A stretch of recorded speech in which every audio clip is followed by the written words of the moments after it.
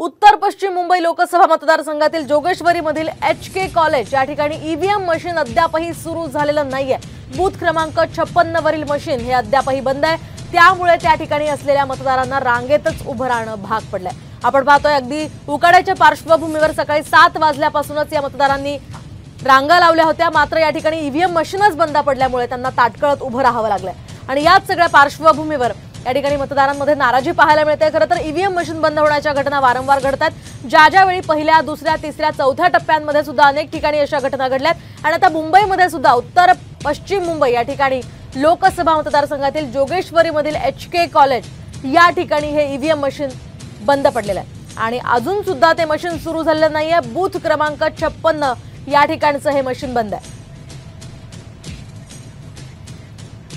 दरम्यान दुसरीकडे ठाण्यामध्ये सुद्धा असाच प्रकार घडलेला आहे। ठाण्यामध्ये सुद्धा ईव्हीएम मशीन बंद पडलेलं आहे। दिव्यांग कला केंद्रातलं हे ईव्हीएम मशीन बंद असल्यामुळे या ठिकाणी मतदारांना ताटकळत उभं राहावं लागलंय। खरं तर सकाळी 7 वाजल्यापासून मतदान सुरू झालंय आणि अगदी तेव्हापासूनच मतदारांच्या रांगा पाहायला मिळतात। मात्र या ठिकाणी आता ईव्हीएम मशीन बंद असल्यामुळे या सगळ्या मतदारांना ताटकळत या ठिकाणी उभं राहावं लागतंय, त्यांचा खोळंबा होतोय।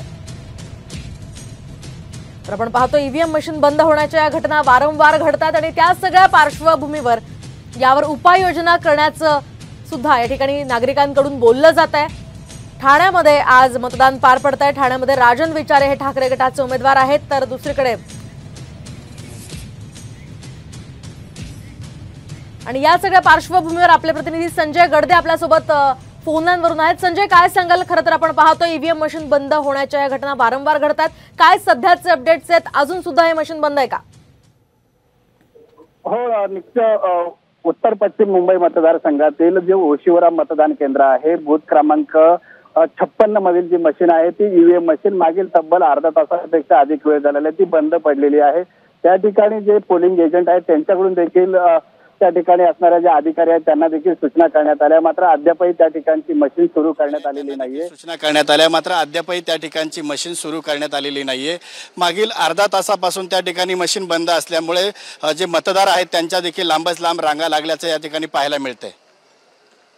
संजय, आपण पाहतोय, धन्यवाद दिलेल्या सविस्तर माहितीसाठी। तर उत्तर